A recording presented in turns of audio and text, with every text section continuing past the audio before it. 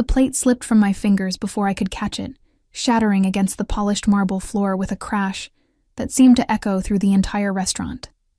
Fragments of white porcelain scattered like snowflakes across the black tiles, the expensive veal osso buco spreading in a messy puddle.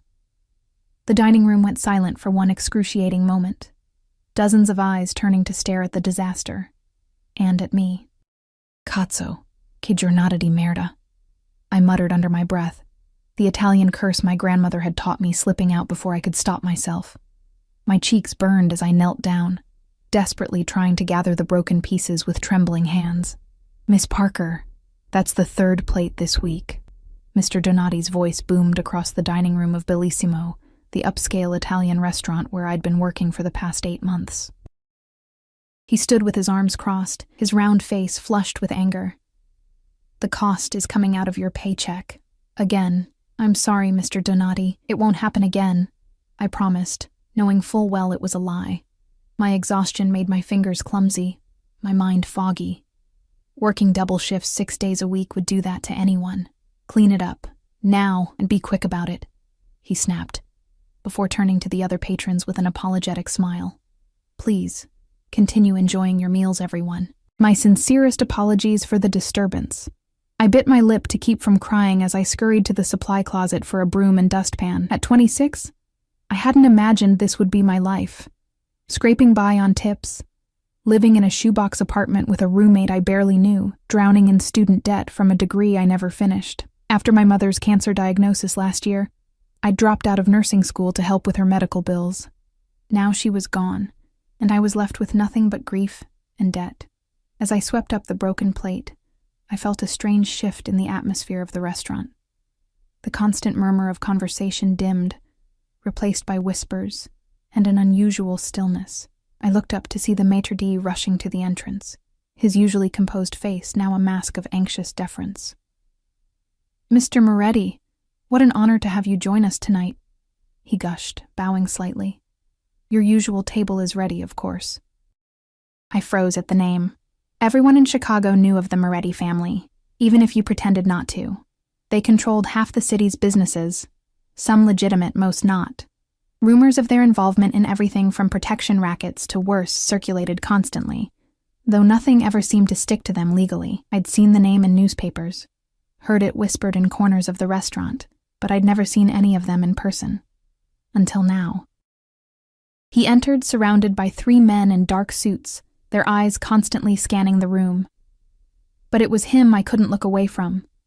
Tall, with broad shoulders, perfectly fitted in what was clearly a custom suit. He moved with the confident grace of a predator. His dark hair was styled impeccably, his jawline sharp enough to cut glass. But it was his eyes that held me captive, dark as midnight, and just as fathomless. Alessio Moretti, the youngest son who had somehow risen to become the head of the family at just 32, after his father's mysterious retirement to Sicily. I realized I'd been staring only when those dark eyes suddenly locked with mine. His gaze flickered briefly to the mess at my feet, then back to my face with an intensity that made my skin prickle. I quickly looked down, focusing on sweeping the remaining shards into the dustpan, willing myself to become invisible. I managed to clean up the mess and retreat to the kitchen, where chaos reigned as the chef barked orders at his staff. The news of Moretti's arrival had everyone on edge. Sophia. Mr. Donati grabbed my arm as I disposed of the broken plate. Table 7 needs a server. Monica called in sick and we're short-staffed. My stomach dropped. Table 7? But I don't care if it's the Pope himself. You're the only one available. Don't screw this up. His fingers dug into my arm. One mistake with the Morettis and you're done. Understand? I nodded, my throat too dry to speak. As I straightened my black uniform dress and retied my apron with trembling fingers, I gave myself a silent pep talk. Just take their order, bring their food, don't make eye contact. Simple. Nothing was ever simple when it came to the Morettis, as I was about to discover. I approached table 7 with my professional smile firmly in place, notepad clutched like a shield. Alessio Moretti sat with his back to the wall, giving him a clear view of the entire restaurant. His 3 companions were positioned around the table, their eyes constantly moving, assessing. Good evening, gentlemen, I managed without my voice shaking. Welcome to Bellissimo. May I start you with some drinks? While the others ordered scotch and whiskey, Moretti simply watched me. I could feel his gaze like a physical touch, assessing, calculating. When I finally turned to him, I found myself trapped in those dark eyes. "And for you, sir?" I asked, proud that my voice remained steady. "You're new," he stated rather than asked, his voice a deep, smooth rumble with just a hint of an Italian accent. "I've been here 8 months, sir," I replied automatically. One corner of his mouth lifted slightly. "Yet, I've never seen you before." "I usually work lunch shifts and weekdays, sir." I didn't add that I'd picked up extra shifts wherever I could to make rent. He studied me for another moment before saying, "Barolo, the 2010 Reserve." I nodded and turned to leave when his voice stopped me. "What's your name?" I hesitated, something instinctive warning me against sharing even that small piece of information. But refusing wasn't an option. Sophia Parker." "Italian?" he asked, his head tilting slightly. "My grandmother was from Florence." Something flickered in his eyes. Interest, perhaps. "Bring the wine yourself, Sophia Parker. Don't send anyone else." It wasn't a request. The night progressed in a blur of tension. Every time I approached their table, conversation would cease. Every time I leaned in to place a dish or refill a glass, I could feel Moretti's eyes following my movements. His companions treated me with disinterest bordering on disdain. But he watched me with an intensity that made me feel both seen and exposed. By the time I brought their desserts, my nerves were frayed. As I set down the tiramisu in front of one of the men, his hand brushed against mine in a way that couldn't be accidental. I jerked back instinctively, causing the dessert to slide precariously close to the edge. The man smirked, his eyes traveling up and down my body in a way that made me feel dirty. "Careful there, pretty girl," he said, his voice slick with suggestion. "We wouldn't want another accident, would we?" Before I could respond, Moretti's voice cut through the air, cold and sharp as ice. "That's enough, Vince." Just 2 words, spoken barely above a whisper, but Vince's smirk vanished instantly, replaced by something that looked remarkably like fear. "Sorry, boss. Just having a little fun. She's not here for your amusement."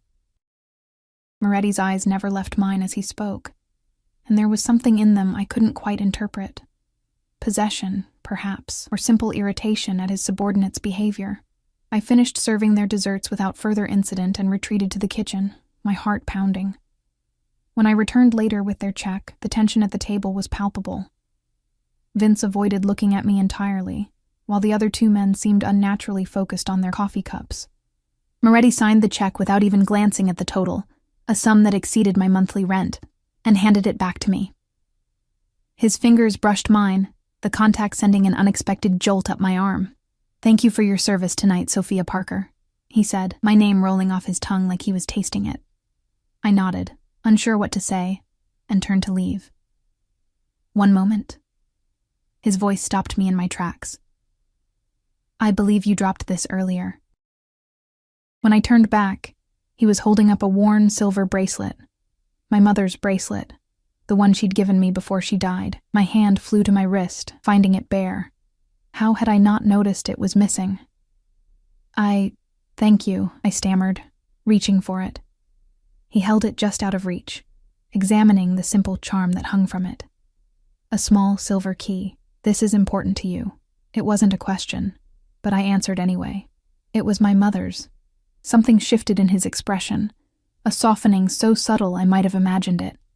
He motioned for me to extend my wrist, and, when I did, fastened the bracelet himself.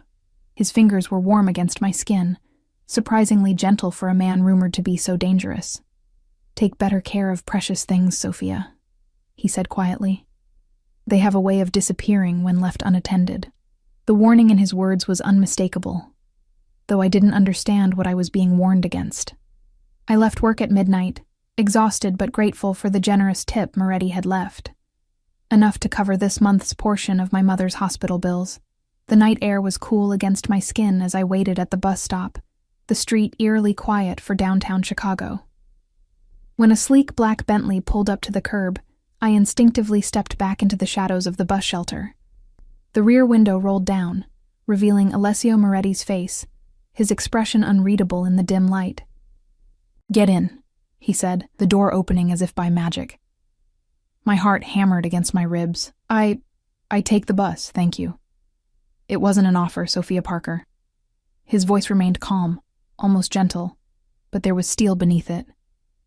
"The last bus left 15 minutes ago. Get in." He was right about the bus. I'd missed it while counting my tips. Still, every instinct screamed at me to run, to call a rideshare, to do anything but get into that car. As if reading my thoughts, he added, "I'm merely offering you a safe ride home. Nothing more." Perhaps it was exhaustion, or the genuine concern I thought I detected in his voice, or simply the knowledge that refusing Alessio Moretti twice in one night might be more dangerous than accepting his offer. Whatever the reason, I found myself sliding into the leather seat beside him, the door closing behind me with a soft, expensive click. The interior smelled of leather and his cologne, something woody and expensive that made my head swim. One of his men sat in front, separated from us by a privacy partition that rose silently at the press of a button. "Where do you live?" Moretti asked, his eyes never leaving my face. I hesitated before giving my address in a neighborhood that was decidedly not where someone like him would typically venture. If he was surprised, he didn't show it, simply relaying the information to his driver. As we pulled away from the curb, I clutched my purse on my lap, staring straight ahead. The silence stretched between us, thick with unasked questions. "You speak Italian," he finally said. It wasn't a question. I tensed, remembering my muttered curse when I'd broken the plate. Just a few phrases my grandmother taught me. "Cazzo c'è giornata di merda," he quoted perfectly, and my face burned, a rather colorful phrase for a grandmother to teach. I swallowed hard. She had a vivid vocabulary. His laugh was unexpected, deep and genuine, transforming his severe features into something almost approachable. "I like honesty, Sophia. It's refreshing in my world." The car glided through the night-empty streets, the city lights painting shadows across his face. I studied him carefully when I thought he wasn't looking.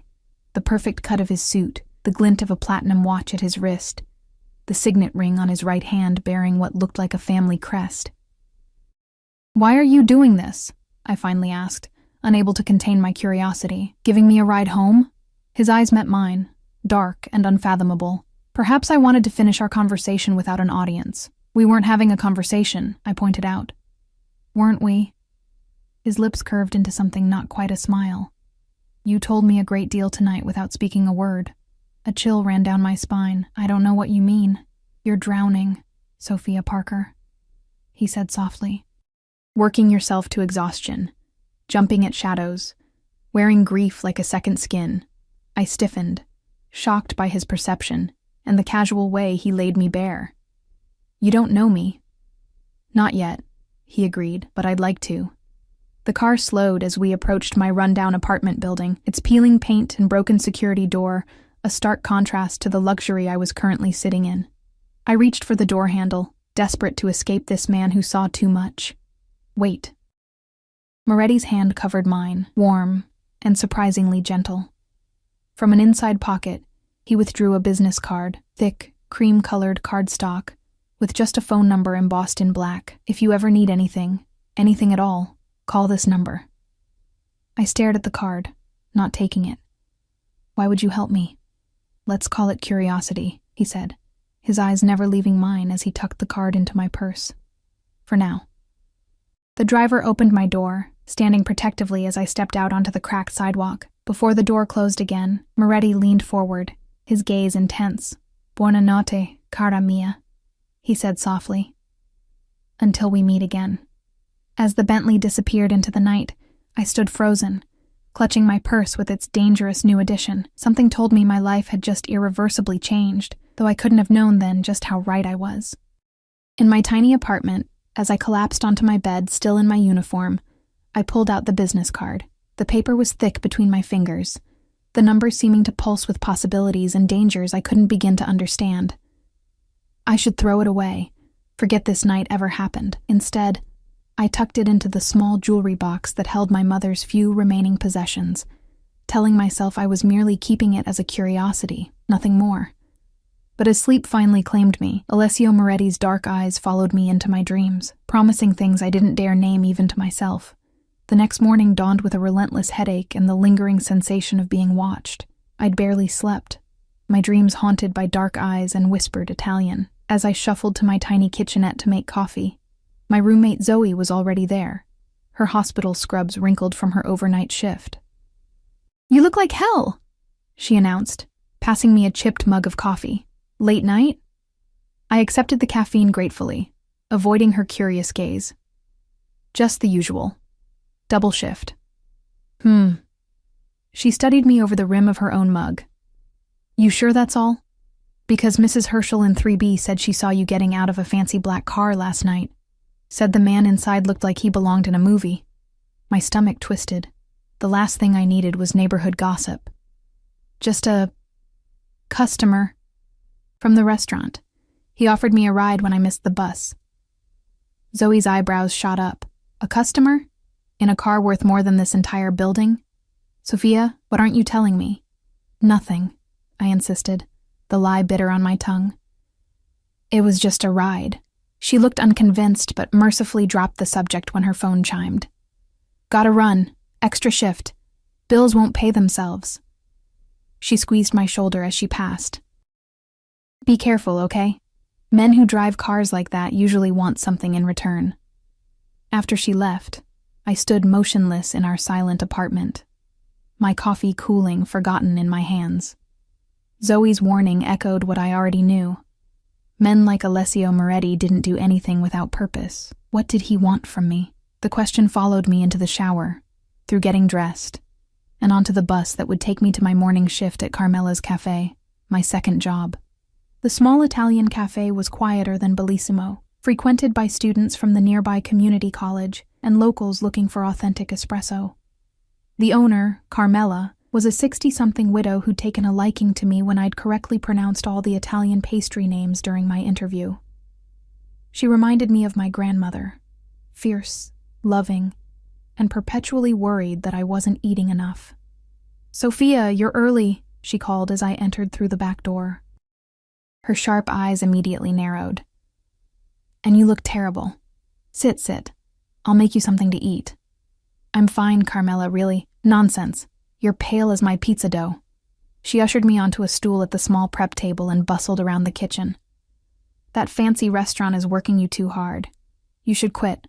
Work here full-time." I smiled tiredly. "You know I can't afford that. Bellissimo pays better." She muttered something in Italian that sounded distinctly unflattering toward my other employer as she placed a plate of frittata in front of me. "Eat. Then we talk." The routine of the cafe gradually eased my tension. I lost myself in the rhythm of pulling espresso shots, steaming milk, arranging pastries, and chatting with the regulars. Here, in this warm space smelling of coffee and baked goods, last night felt like a strange dream. Until the bell over the door chimed at precisely 10:47 a.m. I didn't need to look up to know who had entered. The cafe went quiet, conversation stuttering to a halt as Alessio Moretti stepped inside, followed by a single bodyguard who positioned himself near the door. Unlike last night's formal attire, today Moretti wore a charcoal gray cashmere sweater over dark jeans, the casual clothes somehow making him look even more dangerously attractive. My hands froze on the espresso machine. How had he found me here? I hadn't told him about my second job. His eyes found mine immediately, a small smile playing at the corners of his mouth as he approached the counter. The other customers gave him a wide berth, conversations resuming in hushed tones. "Good morning, Sophia," he said, my name still rolling off his tongue like a caress. "Mr. Moretti," I managed, wiping my suddenly damp palms on my apron. "What can I get for you?" "Alessio," he corrected, resting one hand casually on the counter. The signet ring gleamed under the cafe lights. "I think we're past formalities, don't you?" Before I could respond, Carmela emerged from the kitchen, stopping short when she saw who was at my counter. Recognition, followed by wariness, flashed across her face. "Mr. Moretti," she said, her voice carefully neutral. "An honor to have you visit my humble cafe." He turned to her with a respectful nod. "Mrs. Ricci, it's been too long. My father always spoke highly of your late husband. And your cannoli." A complex emotion crossed Carmela's face. Something like grief, mixed with caution. "Antonio was fond of your father as well. Before everything, whatever everything, was hung in the air between them, laden with history I didn't understand." Moretti merely inclined his head again before turning back to me. "A double espresso, per favore," he said, "and whatever pastry Sophia recommends." Carmela gave me a sharp look before retreating to the kitchen, leaving me alone with him. I busied myself with the espresso machine, grateful for something to do with my trembling hands. "The almond croissants are good," I offered, not looking at him. "Carmela makes them herself." "Then an almond croissant it is." He watched me work, his gaze so intense I could feel it like a physical touch. "You're surprised to see me." It wasn't a question, but I answered anyway. "I didn't tell you I worked here. You didn't have to." He accepted the espresso I slid across the counter, his fingers brushing mine deliberately. "I make it my business to know things, Sophia." The implication sent a chill down my spine. Had he been having me followed, looking into my life? I placed an almond croissant on a plate with more force than necessary, powdered sugar dusting the counter. "Why?" I demanded, keeping my voice low. "Why would you care where I work or what I do?" His eyes held mine, dark and unreadable. "You intrigue me." "I'm a waitress," I said flatly. "There's nothing intriguing about me." "I disagree." He took a sip of his espresso, nodding appreciatively. "A half-Italian waitress who works 2 jobs, speaks her grandmother's language, and wears grief and exhaustion like armor, yet still carries herself with quiet dignity. I find that very intriguing indeed." My face heated at his assessment. "I'm just trying to survive." "Aren't we all?" Something flashed in his eyes, a vulnerability so brief I might have imagined it. Then his mask of cool control returned. "I have a proposition for you." Alarm bells rang in my head. "I'm not interested in—" "It's not what you're thinking," he interrupted, amusement flickering across his face, "though your assumption is illuminating." I flushed deeper, mortified. "My mother is hosting a charity gala this Saturday," he continued. "I find these events tedious, but appearance is required. I'd like you to accompany me." I stared at him, certain I'd misheard. "You want me to go to a charity gala with you?" "Is that so difficult to believe?" "Yes," I said honestly. "You could have anyone. Models, socialites, women who actually own evening gowns and know which fork to use." His lips quirked. "Perhaps that's precisely why I don't want them." A customer cleared their throat behind him, waiting to order. I welcomed the interruption, needing space to think. Moretti stepped aside, taking his espresso to a small table in the corner. He sat with his back to the wall, sipping his coffee and watching me as I served other customers, his bodyguard standing impassively nearby. When the morning rush subsided, he approached the counter again, setting down his empty cup. "You haven't given me an answer." I wiped my hands on my apron, buying time.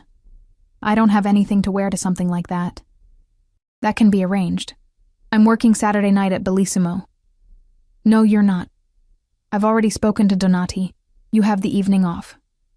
My head snapped up. "You spoke to my boss? Without asking me first?" A flash of annoyance crossed his face. "I anticipated your practical objections." "That's not your decision to make," I said, anger overriding my fear. "You can't just rearrange my life because you've decided I'm intriguing." For a moment, his expression darkened, and I remembered exactly who I was talking to. A man whose family name made people tremble, whose business dealings were whispered about but never openly discussed. I'd crossed a line, speaking to him this way. To my surprise, the darkness passed, replaced by something that looked almost like respect. "You're right," he said, the admission clearly costing him. "It was presumptuous of me. I apologize." The words sounded foreign on his tongue, as if he rarely had cause to use them. I blinked, thrown off balance by his concession. He reached into his pocket and withdrew a small white card, different from the one he'd given me last night. "My mother's charity supports medical research for rare childhood cancers. The gala raises funds for families struggling with medical bills." He placed the card on the counter between us. "Perhaps that might interest you, given your own recent experiences." My breath caught. How did he know about my mother, about the medical bills that had consumed my life savings and then some? "The invitation stands," he continued, his voice gentler than I'd heard it before. "A car will come for you at 7 on Saturday if you decide to accept. If not..." He shrugged one shoulder elegantly. "I'll understand." He turned to leave, his bodyguard immediately moving to open the door.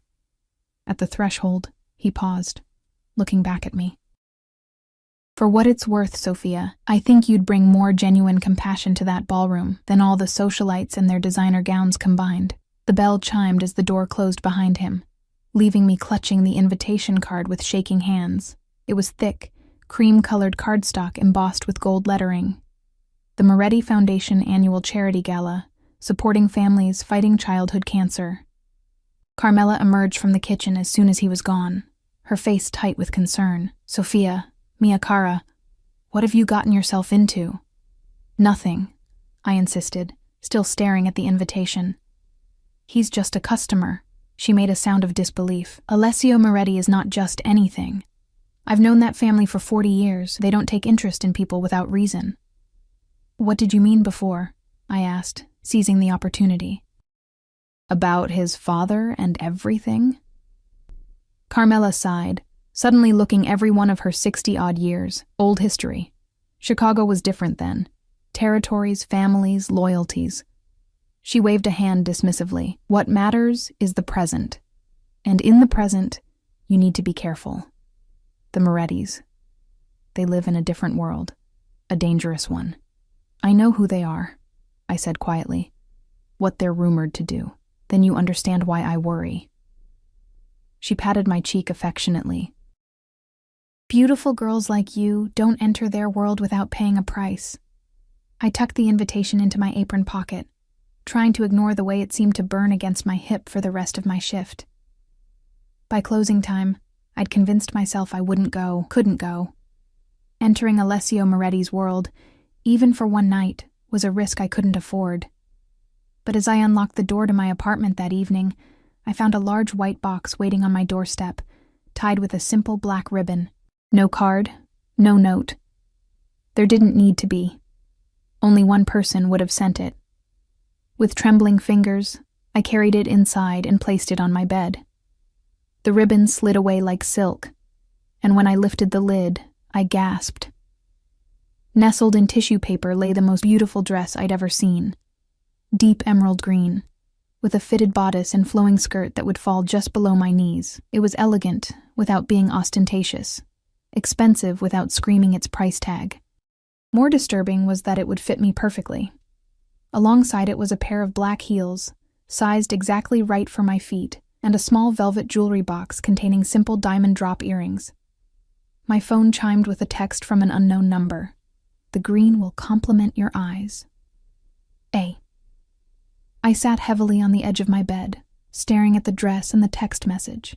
How had he gotten my number? The same way he'd known where I lived, where I worked, what size I wore. He had resources, connections, power, and for some unfathomable reason, he'd turned that power toward me. I should return the dress, send a polite but firm refusal. Keep my distance from a man whose world would swallow mine whole without a trace. That would be the sensible choice, the safe choice. Instead, I found myself replying, "How did you know my size?" His response came immediately. "I pay attention to details, Kara." "Does this mean you'll come?" I stared at my phone, my thumb hovering over the keyboard. One word would commit me to stepping into his world, if only for a night. One word would change everything, yes. The moment I sent it, a strange sense of inevitability washed over me, like I'd been moving toward this decision from the instant his dark eyes had first met mine across the restaurant. Saturday arrived with unseasonable warmth for late September in Chicago. I spent the day in a state of nervous anticipation, alternating between certainty that I should cancel and strange excitement for the evening ahead. Zoe had left for her shift at the hospital with a knowing smile and a whispered, "Be safe," leaving me alone with my thoughts and the emerald dress that hung on my closet door like a challenge. At precisely 6:55, my phone chimed with a text. "Your car is waiting. A." I took one final look in the mirror. The dress fit as if it had been made for me. the color making my hazel eyes look more green than brown. I'd swept my dark hair up into a simple chignon, applied minimal makeup, and added the diamond earrings, the only truly valuable things I now owned. My mother's bracelet gleamed at my wrist, the small silver key catching the light. Just one night, I whispered to my reflection, then back to reality. But as I stepped outside to find the same black Bentley waiting at the curb, its driver holding the door open with respectful deference, I couldn't shake the feeling that reality as I knew it was already slipping away, replaced by something far more dangerous and alluring. The car glided through Chicago's evening traffic, carrying me toward the glittering lakefront where the city's elite gathered in their mansions and penthouses. We eventually turned through ornate gates, following a curved driveway toward a sprawling estate that looked more like it belonged in the Italian countryside than on Lake Michigan's shore. "Whose home is this?" I asked the driver, finding my voice at last. "The Moretti family residence, miss," he replied. "Mr. Alessio grew up here." The car stopped at the foot of marble steps leading to massive wooden doors thrown open to reveal warm light and the distant sounds of an orchestra. As the driver opened my door, a familiar figure appeared at the top of the steps. Alessio Moretti stood waiting for me, devastatingly handsome in a perfectly tailored black tuxedo. As our eyes met, something passed between us, a current of recognition, of inevitability. And though every instinct warned me to run back to the safety of my small life, I found myself climbing the steps toward him instead, drawn by a force I couldn't name and wasn't sure I wanted to resist. Alessio's eyes darkened as I approached, his gaze traveling from my face to the emerald dress and back again. "You are stunning, Sophia," he said, his voice low enough for only me to hear. "Thank you," I replied, suddenly aware of how out of place I was. "For the dress, too. It's beautiful." "The dress is merely fabric," he said, offering his arm. "You're what makes it beautiful." I placed my hand on his arm, feeling the solid strength beneath the expensive suit. As we entered the mansion, I fought to keep my expression neutral. But it was difficult not to gape. The foyer alone was larger than my entire apartment, with soaring ceilings, marble floors, and a grand staircase that curved elegantly upward. Paintings that looked like they belonged in museums hung on the walls, and fresh flowers spilled from crystal vases taller than I was. "Try not to look so impressed," Alessio murmured, amusement coloring his voice. "Most of these people mistake awe for weakness." I squared my shoulders, lifting my chin slightly. "Is that why you brought me? To impress them with how easily awed I am?" Something flashed in his eyes, surprise, followed by that same respect I'd glimpsed in the cafe. "I brought you because I wanted you here," he said simply. "The rest doesn't matter." But it did matter, as became immediately clear when we entered the main ballroom.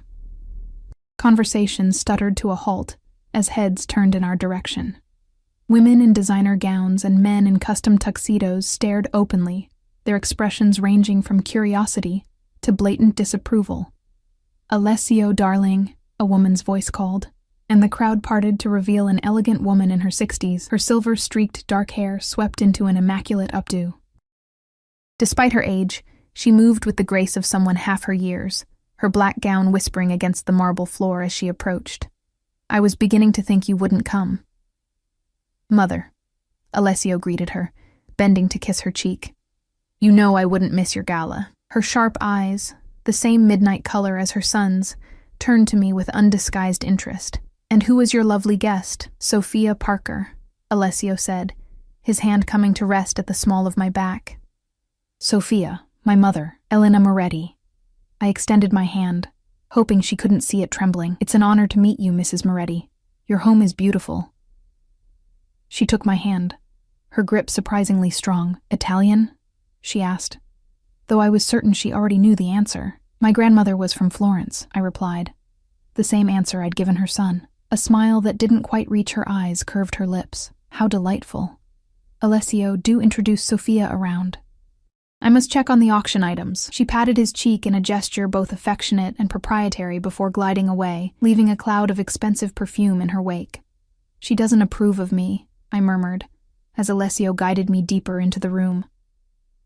"She doesn't know you," he corrected. "My mother reserves judgment until she has all the facts. And what facts are those?" His hand pressed more firmly against my back. That you're not like the women I usually bring to these events." Before I could ask what he meant, we were approached by a group of men in tuxedos, their expressions a careful blend of deference and caution as they greeted Alessio. I stood silently as they discussed business matters in vague terms.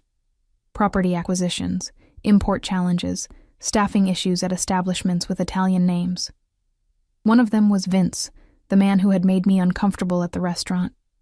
His eyes slid to me repeatedly, his gaze assessing and cold. "Miss Parker," he said during a lull in the conversation. "That's quite a dress. I barely recognized you without your waitress uniform." Heat rushed to my face, but before I could respond, Alessio's arm slid around my waist.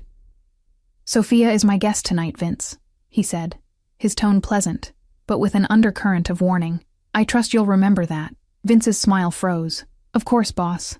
Just making conversation." "Find someone else to converse with," Alessio suggested, his voice still light despite the unmistakable command. The group dispersed quickly after that, leaving us momentarily alone in the crowded room. I stepped away from his hold, needing space to breathe. "You didn't have to do that. I can handle myself." "I know you can," he said, surprising me. "But tonight, you're under my protection. That means something in my world." "And what exactly is your world, Alessio?" I asked, emboldened by the champagne I'd sipped and the frustration of being treated like a possession. "Everyone here looks at you like you're either royalty or a predator they're afraid to turn their backs on." His expression remained impassive, but something flickered in his eyes. "Perhaps I'm both." Before I could press further, the orchestra began playing a waltz, and couples moved to the center of the ballroom. Alessio extended his hand. "Dance with me." It wasn't a request, but neither was it quite a command. Something in between, an expectation that assumed compliance, but offered the illusion of choice. I hesitated only briefly before placing my hand in his. He led me onto the dance floor with confident grace, one hand at my waist, the other clasping mine. I was grateful for the dance lessons my mother had insisted on when I was younger, though I'd never danced with a partner who moved with such practiced ease. "You surprise me, Sophia," he said, as we turned smoothly among the other couples. "Most women would be asking about my cars, my properties, my businesses by now." "I'm not most women," I replied, "and I'm more interested in why you brought me here than in what you own." A genuine smile curved his lips, transforming his severe features. "Direct. I appreciate that." He pulled me fractionally closer as we turned again. "I told you. You intrigued me." "That's not an answer." His eyes held mine, searching. "When you've had everything handed to you your entire life, Sophia, you develop a sensitivity to authenticity. The women I usually meet want something: status, money, the thrill of danger. You..." He paused, considering. "You look at me like you're trying to solve a puzzle, not secure an advantage." "Maybe I'm just better at hiding my motives," I suggested. He laughed then, the sound rich and unexpected. "No, cara mia, you're many things, but duplicitous isn't one of them. Your face reveals everything you feel." As if to prove his point, his hand at my waist slid slightly lower, and I felt heat rush to my cheeks. His smile deepened, satisfied. The music ended, and he led me from the dance floor toward a set of French doors that opened onto a terrace overlooking manicured gardens. The night air was cool against my flushed skin, the distant sound of Lake Michigan a soothing counterpoint to the orchestra inside. "Better?" he asked, watching me closely. I nodded, grateful for the momentary escape. "It's a bit overwhelming." "The wealth?" he asked. "Or me?" "Both," I admitted honestly. "I don't belong in this world, Alessio." "Perhaps this world doesn't deserve you," he countered, moving to stand beside me at the stone balustrade. "These people, with their old money and older secrets, they play at charity while protecting their fortunes. At least I'm honest about who I am." "Are you?" I turned to face him, because I still don't know. Everyone whispers about your family, but no one says anything directly. His expression hardened slightly. "What do they whisper, Sophia?"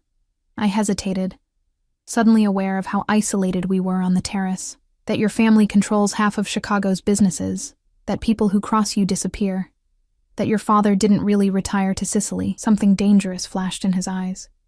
There and gone so quickly I might have imagined it. And do these whispers frighten you?" "They should," I said softly. "But I'm still here."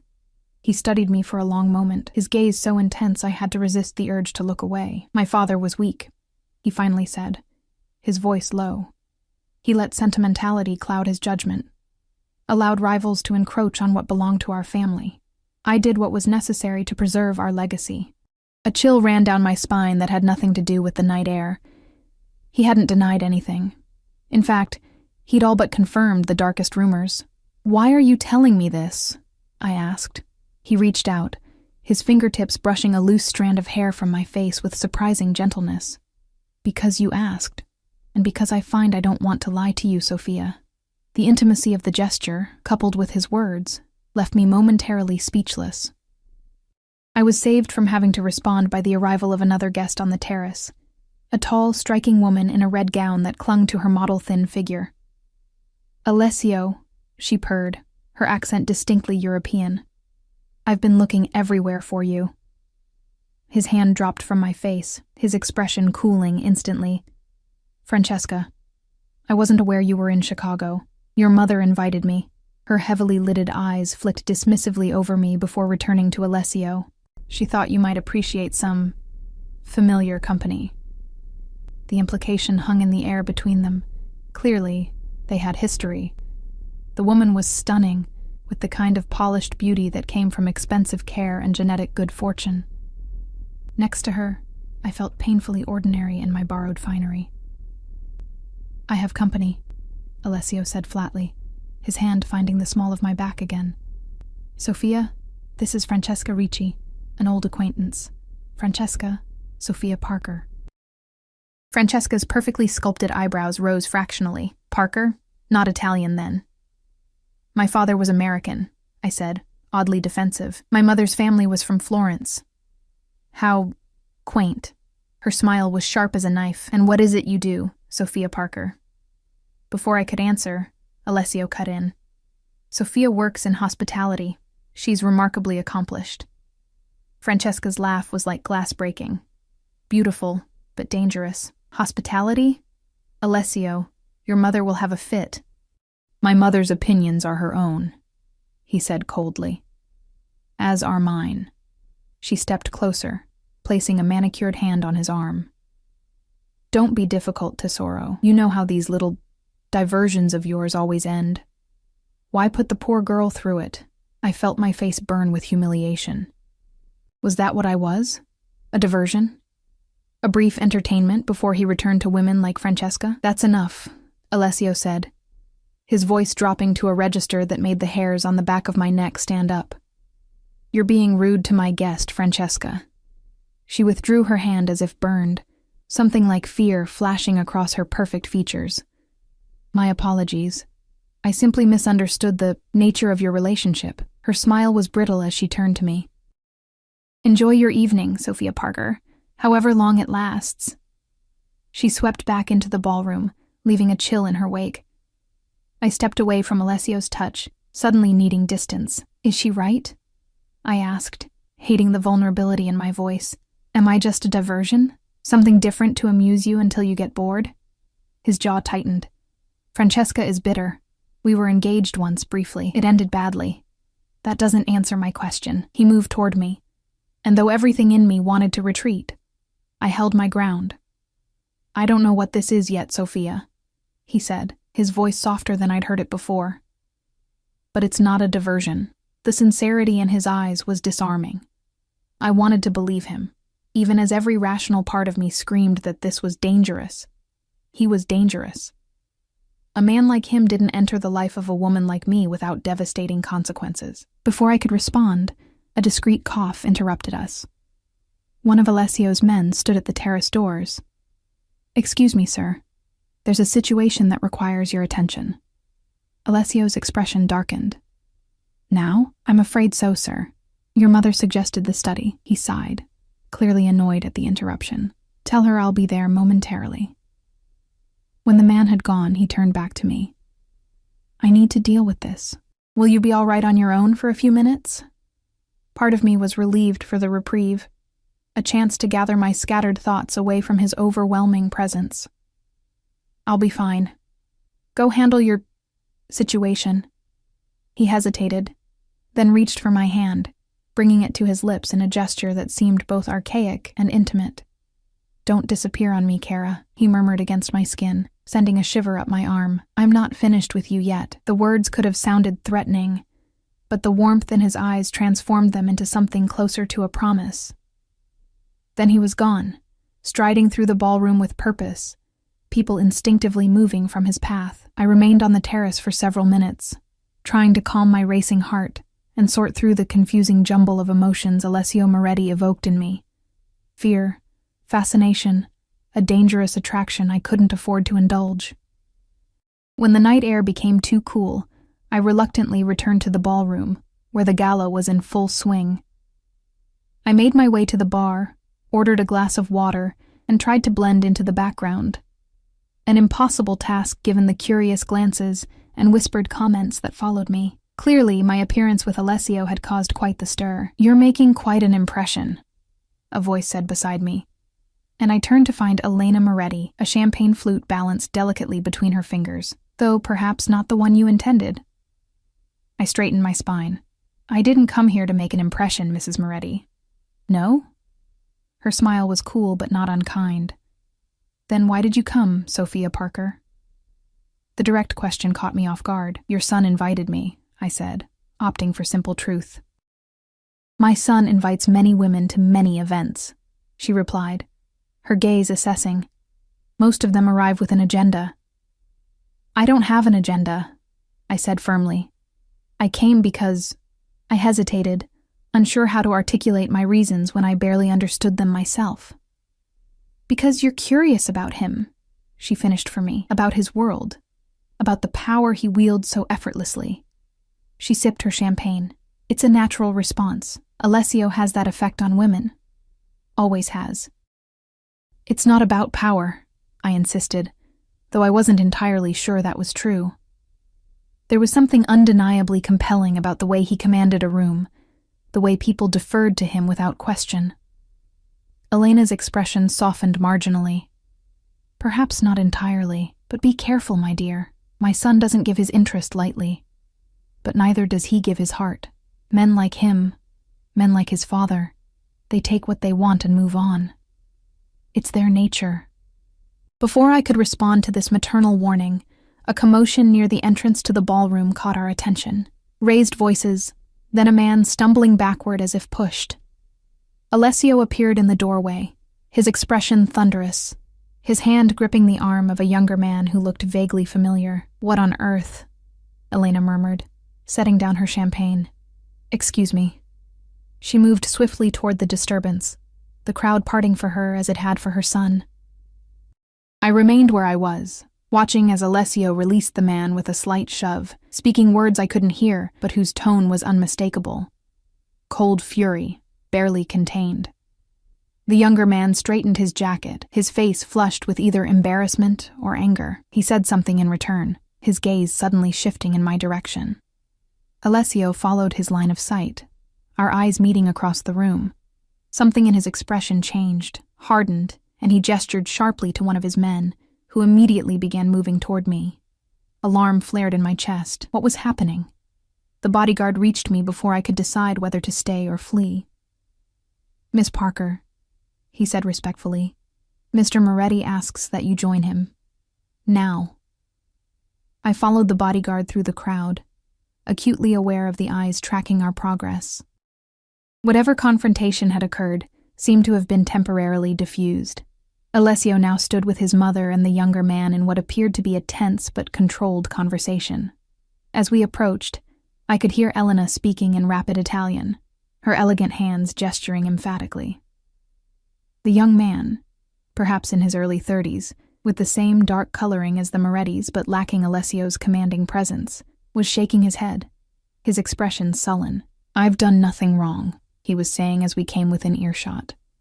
You're overreacting as usual. Marco, Alessio said, his voice deceptively calm. This is neither the time nor the place. His eyes flicked to me as I stopped beside his bodyguard, and something in his expression shifted. Sophia, come here. It wasn't quite an order, but neither was it a request. I moved to his side, hyper-aware of the curious onlookers pretending not to watch the family drama unfolding. "Sophia, my younger brother Marco," Alessio said, placing a hand at the small of my back in what was becoming a familiar gesture of both possession and protection.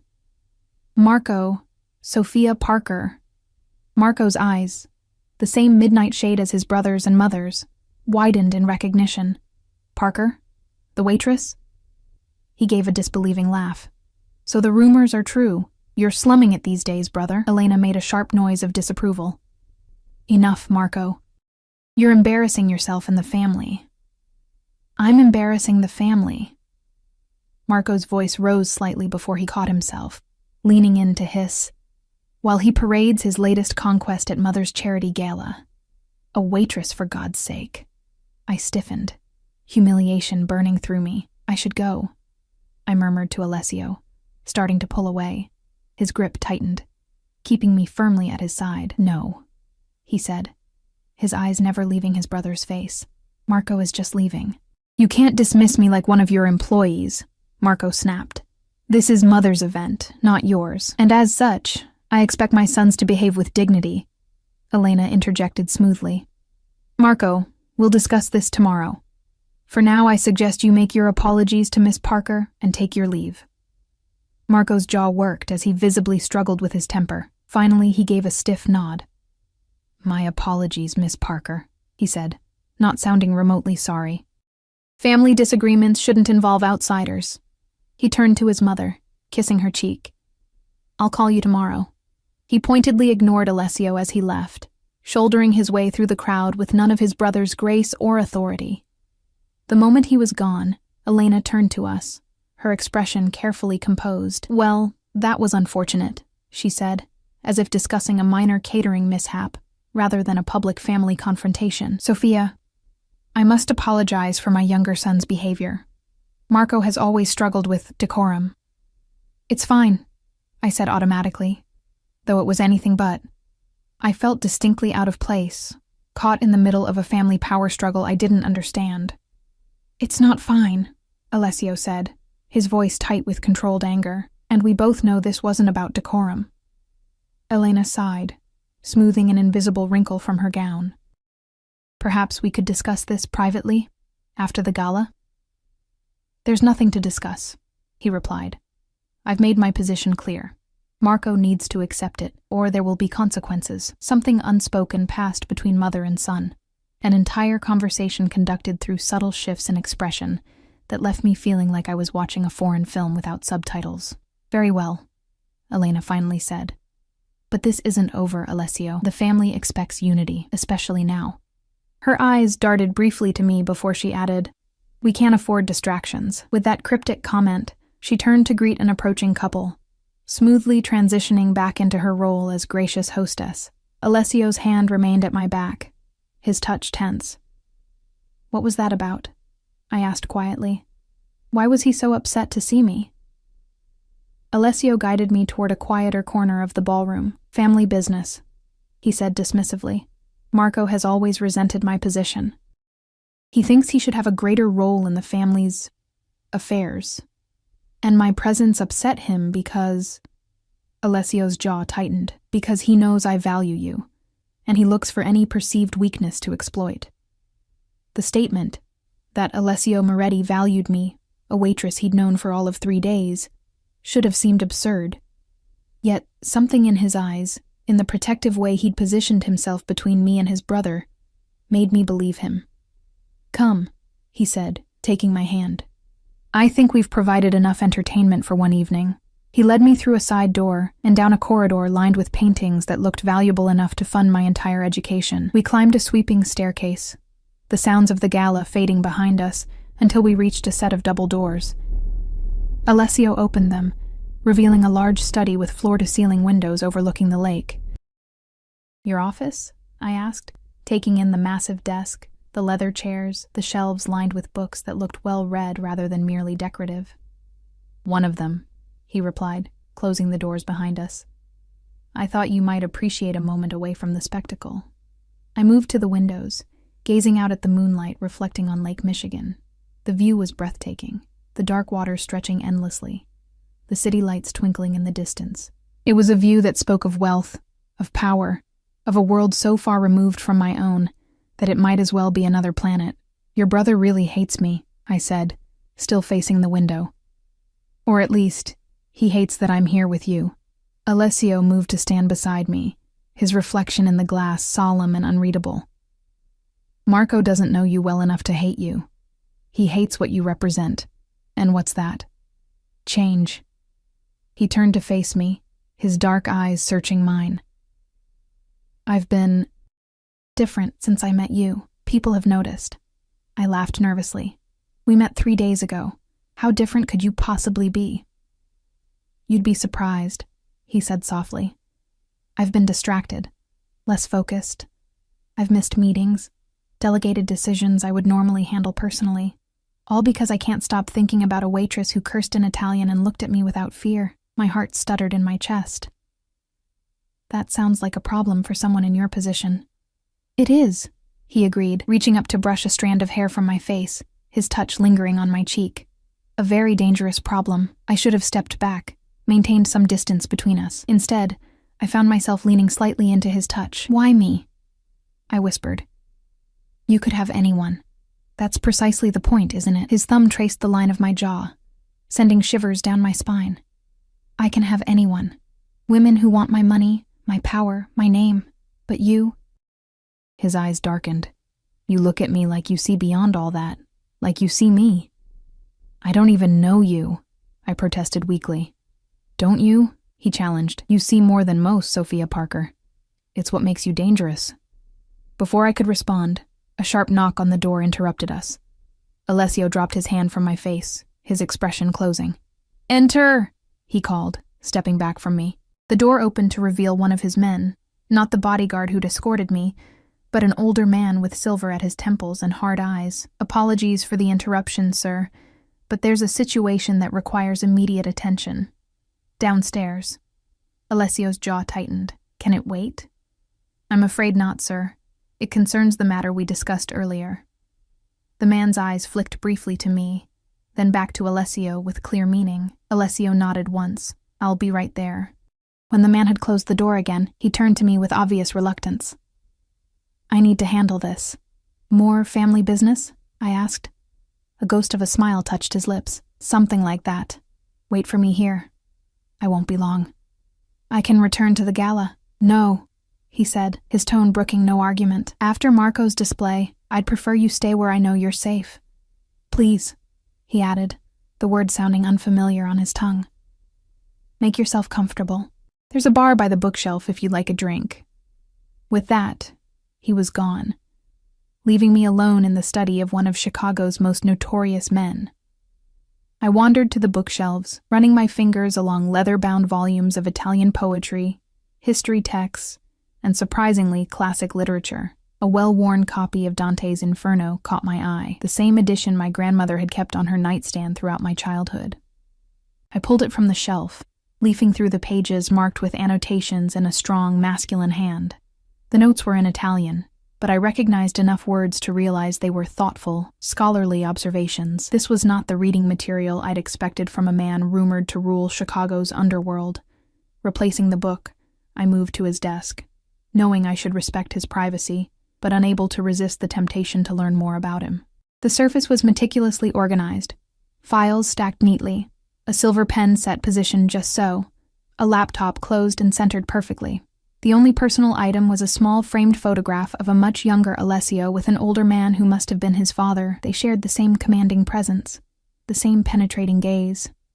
A noise at the door made me step back guiltily, but it was only the house staff delivering a tray with a carafe of water and 2 crystal glasses. The woman placed it on a side table without a word, her eyes carefully averted from mine as she slipped out again. I poured myself a glass of water, trying to calm my racing thoughts. What was I doing here? Alone in Alessio Moretti's private study, waiting for him like what? A girlfriend? A possession? A diversion, as Francesca had so cruelly suggested? Minutes stretched into nearly half an hour. I had just decided to ignore Alessio's instructions and return to the gala when the door opened. But it wasn't Alessio who entered, it was Elena Moretti, regal and composed as ever. "Miss Parker," she said, closing the door behind her. "I thought I might find you here." I set down my water glass, suddenly nervous. "Mrs. Moretti." Alessio asked me to wait for him. "Yes, I'm aware." She moved further into the room, her gown whispering against the carpet. "My son is detained. He asked me to check on you. Something about her explanation felt off, but I had no grounds to question it." "That's very kind of you." She gestured to one of the leather chairs. "May I? There are some things I think we should discuss, woman to woman." I nodded, taking the seat opposite her. Up close, I could see the fine lines around her eyes, the only indication of her age in an otherwise perfectly preserved face. She folded her hands in her lap, studying me with the same intensity her son often displayed. "You're very beautiful," she said at last, "though I suspect you don't fully realize it. That's part of your appeal to Alessio, I think. He's surrounded by women who weaponize their beauty. You wear yours unconsciously." "Thank you," I said cautiously, unsure where this conversation was heading. She smiled slightly. "That wasn't entirely a compliment, my dear. Innocence can be as dangerous as calculation in our world." "Your world," I corrected gently. "Not mine. Yet here you are," she pointed out. "In my home, wearing a dress my son selected, waiting in his private study. Whether you acknowledge it or not, you've already stepped into our world." I couldn't argue with her logic, uncomfortable as it made me. "What did you want to discuss with me, Mrs. Moretti?" She studied me for a moment longer, before sighing softly. "My son is at a critical juncture in his life, Sophia. The family business is expanding. New territories, new alliances. It requires his complete focus, his unwavering commitment." "I'm not distracting him," I said defensively. Her laugh was gentle but dismissive. "My dear, you've done nothing but distract him since the moment you met. Alessio has built his reputation on control, on focus. Yet in the past 3 days, he's been late to meetings, delegated important decisions, spent hours personally investigating your background. The confirmation that he'd been looking into my life sent an uneasy chill down my spine. I didn't ask him to do any of that." "You didn't have to." She leaned forward slightly. "I don't doubt that you're a good person, Sophia. Your circumstances, your mother's illness, your sacrifice of your education to care for her, speak to your character. But good people get hurt in our world, sometimes simply because they're in the wrong place at the wrong time." My mouth went dry at the implied threat. "Are you warning me away from your son, Mrs. Moretti?" "I'm offering you an opportunity," she corrected smoothly. "Alessio tells me you left nursing school to cover your mother's medical bills, that you're still struggling with that debt, working 2 jobs just to keep your head above water." I stiffened. "I don't want your money." "Everyone wants money, my dear. Some are simply more honest about it than others." She reached into a small evening bag, withdrawing an envelope that she placed on the table between us. "Inside, you'll find a cashier's check for $50,000, enough to clear your debts and return to school. All I ask in return is that you end whatever this is with my son. Tonight." I stared at the envelope, shock and indignation warring within me. "You're buying me off?" "I'm offering you a way out," she said, her voice softening, "before you're in too deep to escape. Alessio can be overwhelming. When he wants something, he pursues it with single-minded determination. It can feel flattering, intoxicating even. But men like my son, like his father, they don't change, Sophia. Not even for women they believe they love." The implication that Alessio might come to love me was so absurd that I almost laughed. "We barely know each other. You're overreacting to what? A few days of attention?" Elena's expression remained serious. "My son doesn't give his attention lightly. When he focuses on someone this way, it's consuming, for him, and eventually, for them. I've watched it happen before." A shadow passed over her face. "I've lived it myself." Something in her voice, a thread of old pain, carefully contained but still present, gave me pause. "You're talking about your husband." She nodded once.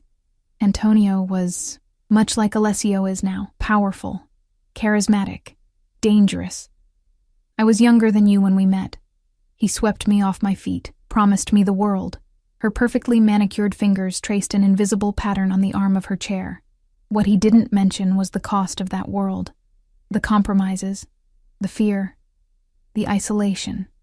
"I'm sorry," I said softly, genuinely moved by the glimpse of vulnerability beneath her polished exterior. She straightened, the moment of openness passing as quickly as it had appeared. "Don't misunderstand me. I made my choice, and I've never regretted it. The Moretti name has given me power, influence, security. But it's not a life I would wish on a young woman with other options." She nudged the envelope closer to me. "Take the money, Sophia. Go back to school.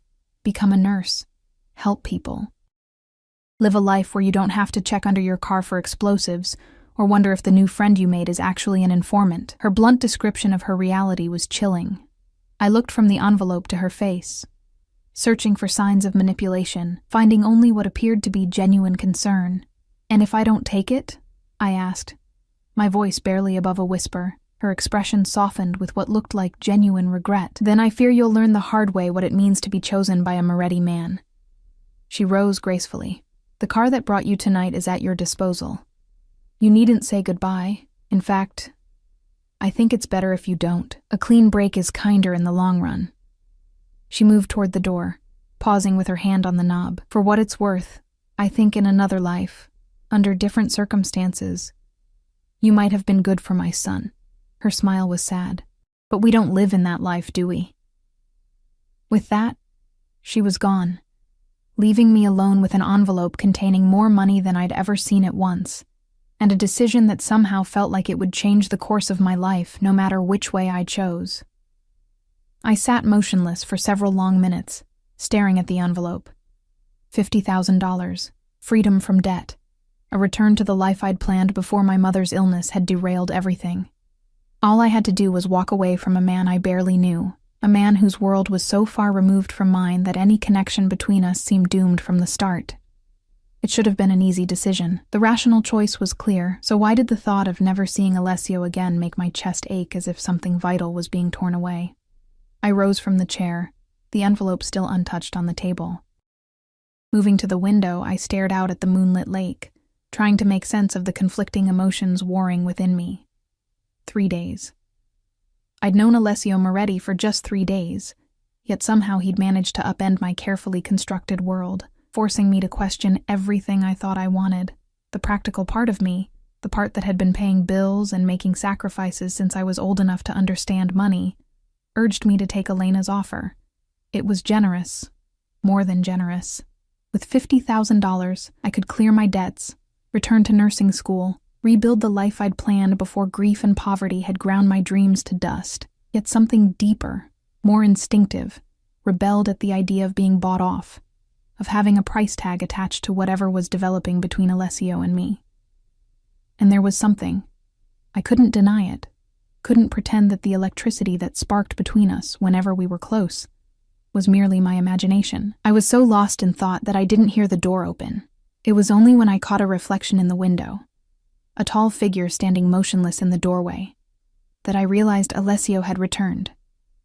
"Your mother was here," I said without turning, my eyes still fixed on the distant horizon where lake met sky. He moved into the room, stopping a few paces behind me. "I know." Of course he did. Very little seemed to escape Alessio's notice.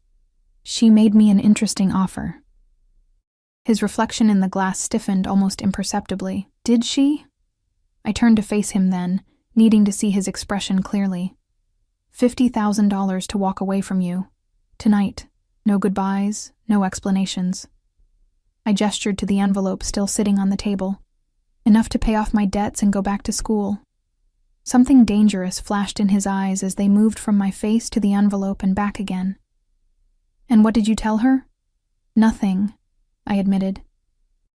She didn't stay long enough for me to respond. He moved closer, stopping just a foot away, his dark eyes searching mine. "Yet you're still here." "I am." "Why?" The question was soft but intense, as if my answer mattered more than he wanted to admit. I swallowed, suddenly finding it difficult to maintain eye contact. "I don't know," I said honestly. By any rational measure, I should take the money and run as far from you and your world as possible. One corner of his mouth lifted in a humorless smile. Yet you haven't. Not yet, I agreed.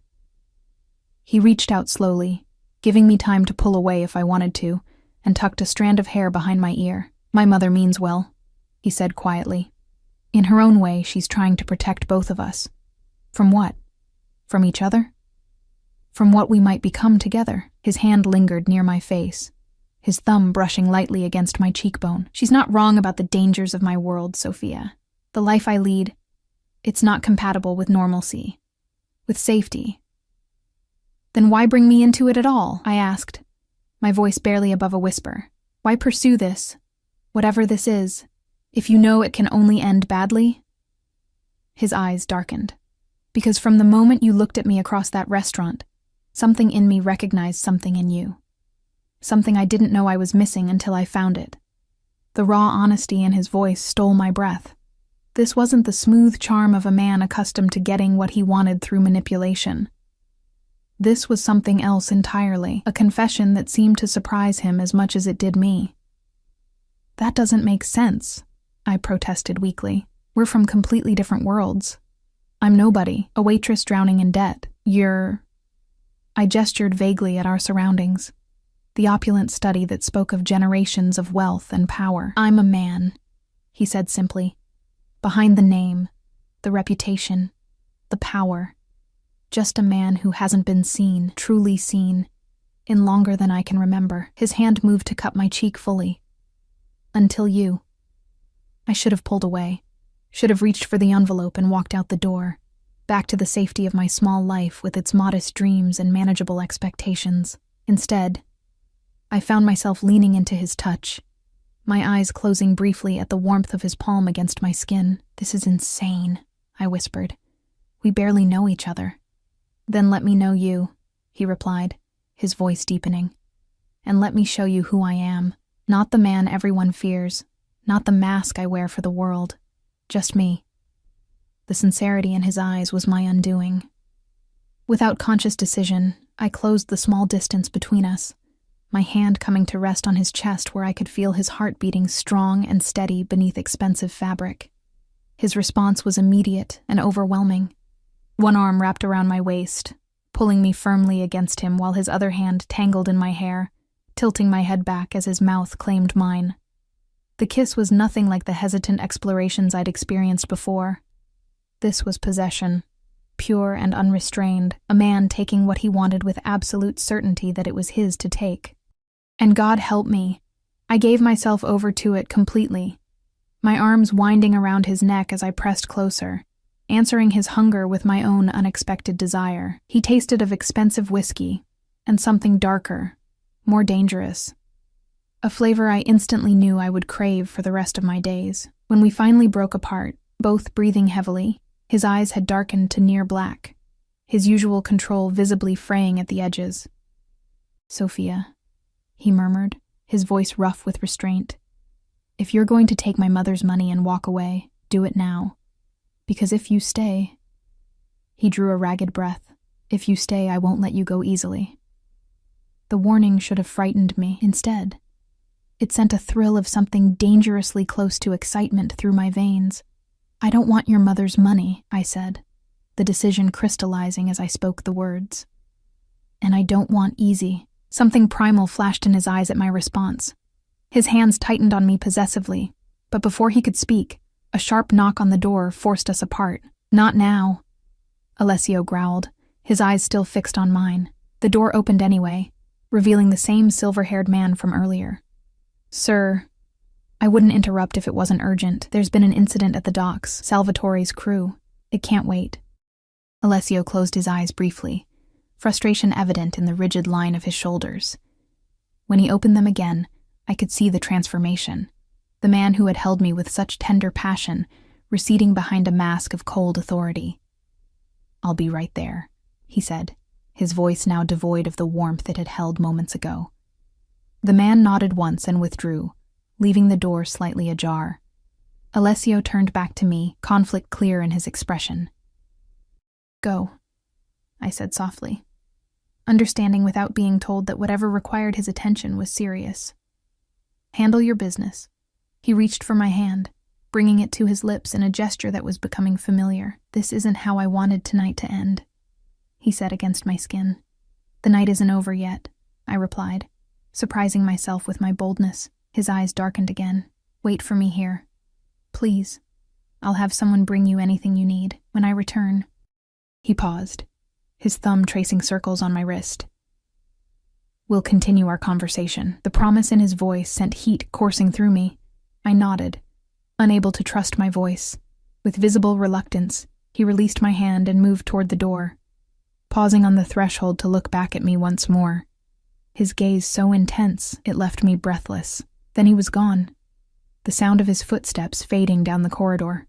I sank into one of the leather chairs, my heart racing, my lips still tingling from his kiss. What was I doing?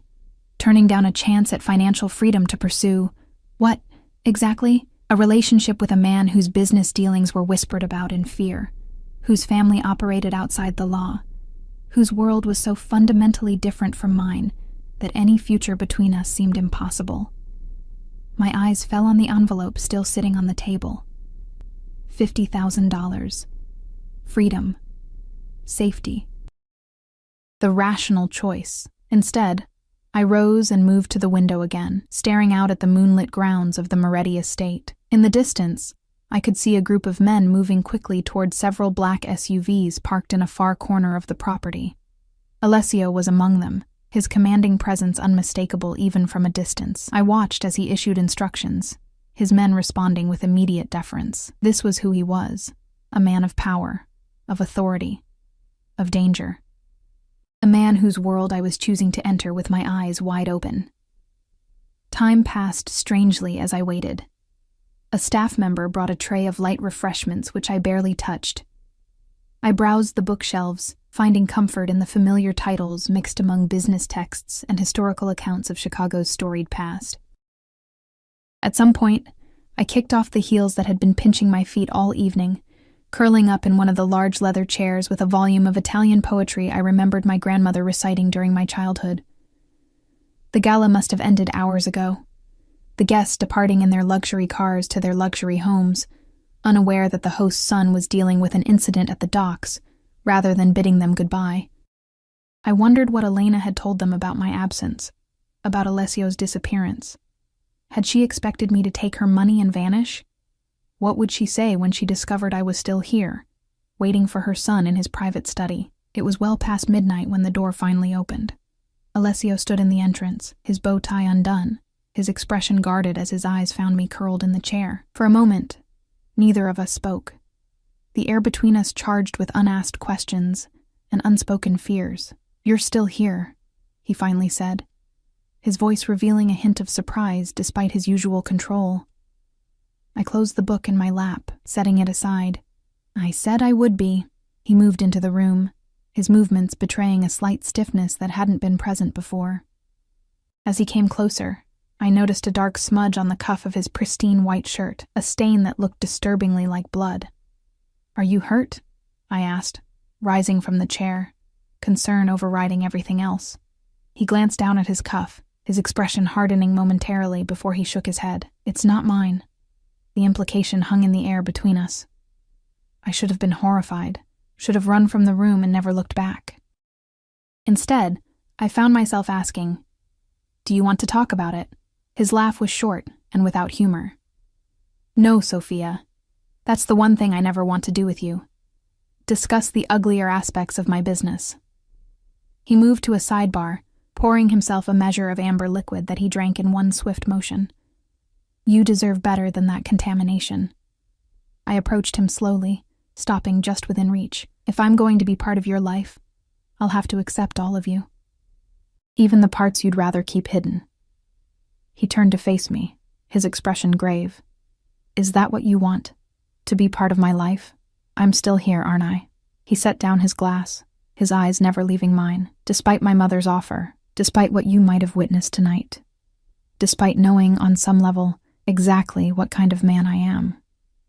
"I don't know what kind of man you are," I corrected softly. "Not fully."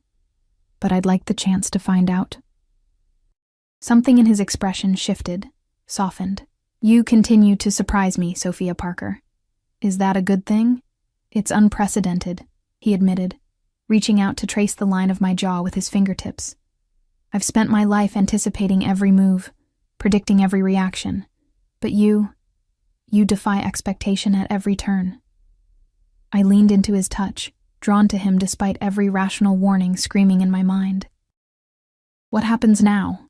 His thumb brushed across my lower lip, his eyes following the movement. Now, I take you home. It's late, and you've had enough of the Moretti family drama for one night. Disappointment flared briefly before I recognized the respect in his restraint. He wasn't dismissing me. He was giving me time to consider, to process, to be certain. And tomorrow? I asked. Tomorrow, he said, his voice deepening. I begin the process of making you mine. Properly. No more chance encounters, no more family interventions. Just you and me, seeing where this leads. The possessiveness in his words should have alarmed me. Instead, it sent a thrill of anticipation down my spine. And if it leads somewhere serious? His expression grew solemn. Then you should know what you're getting into, cara mia. My world is not kind to weakness, to vulnerability. Being with me means accepting protection that will sometimes feel like a cage. It means understanding that there are parts of my business you can never know, questions you can never ask. It means trusting me absolutely, even when circumstances appear damning. That's a lot to ask, I said softly. It is, he agreed, which is why I'm giving you tonight to think about it. Tomorrow, when your head is clear and you're away from all this. He gestured to our opulent surroundings.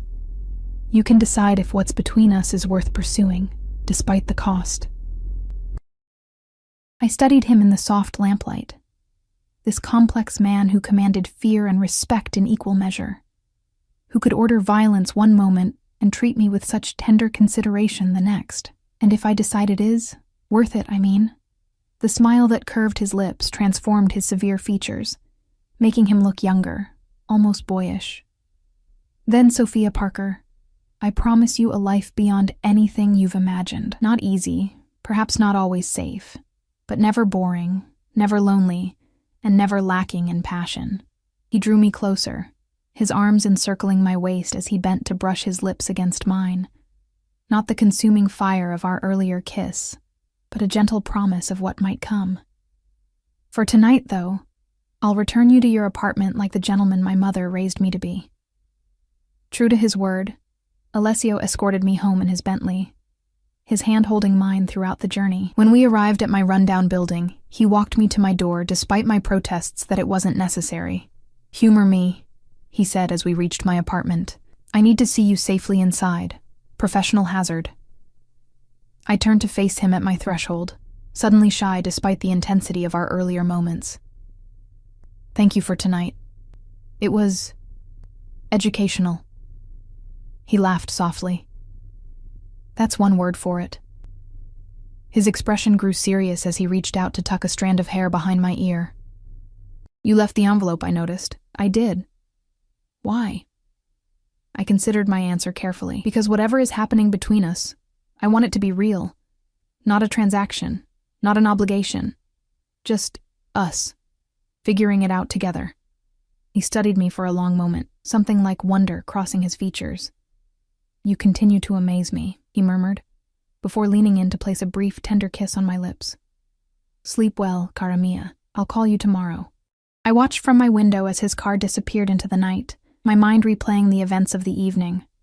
The confrontation with Marco, Elena's warning, the kiss that had changed everything. I should have been terrified, overwhelmed by the implications of involving myself with a man like Alessio Moretti. Instead, I felt strangely calm, as if I'd been moving toward this moment my entire life without realizing it. 6 months later, I stood in front of a different mirror in a different room, hardly recognizing the woman who looked back at me.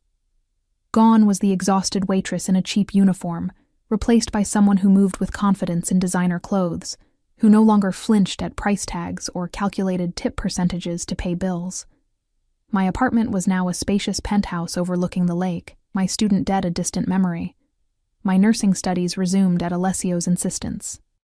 "You will finish what you started," he had declared on our third date, brooking no argument.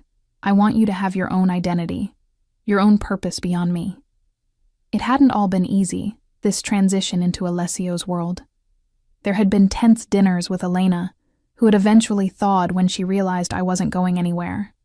There had been outright hostility from Marco, who still regarded me with barely concealed disdain at family gatherings.